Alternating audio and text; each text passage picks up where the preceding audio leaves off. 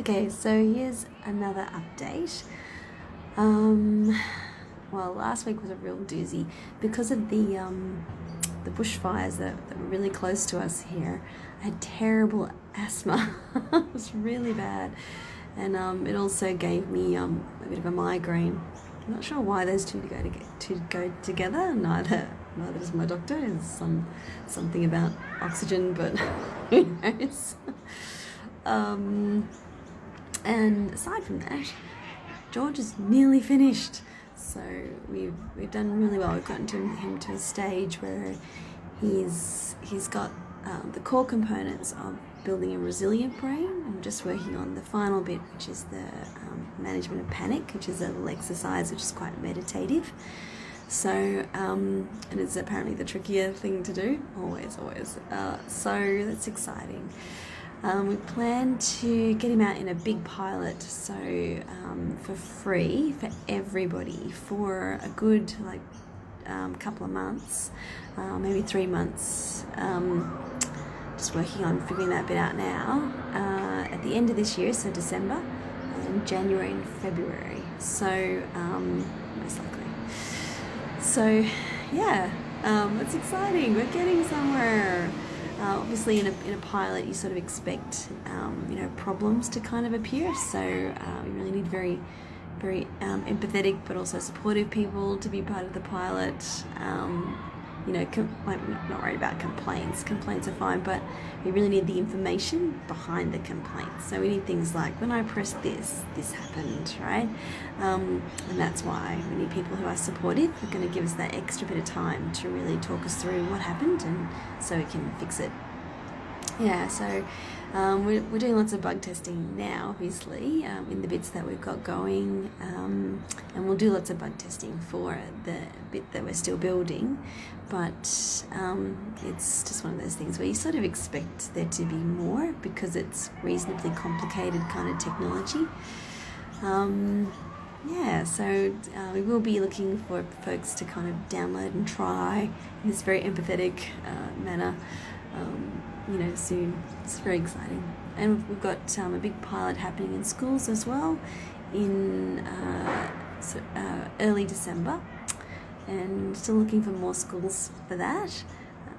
We almost have enough, but if you're a Sydney school and you're really keen to get involved, we would love to talk to you. So that's where we're going. We've started to have chats with the government around getting this into public schools, which is really important. That's where the rates are most alarming, so you really want to get into public schools.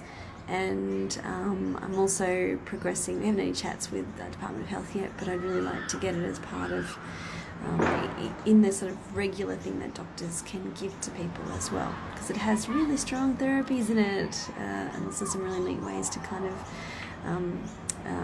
track symptoms. The symptom tracking part may not be available in the first version. It's more complicated than I thought, but the rest will be there, and you can obviously just ask parents by email to kind of track symptoms every now and then. So we'll figure it out. We will figure this out.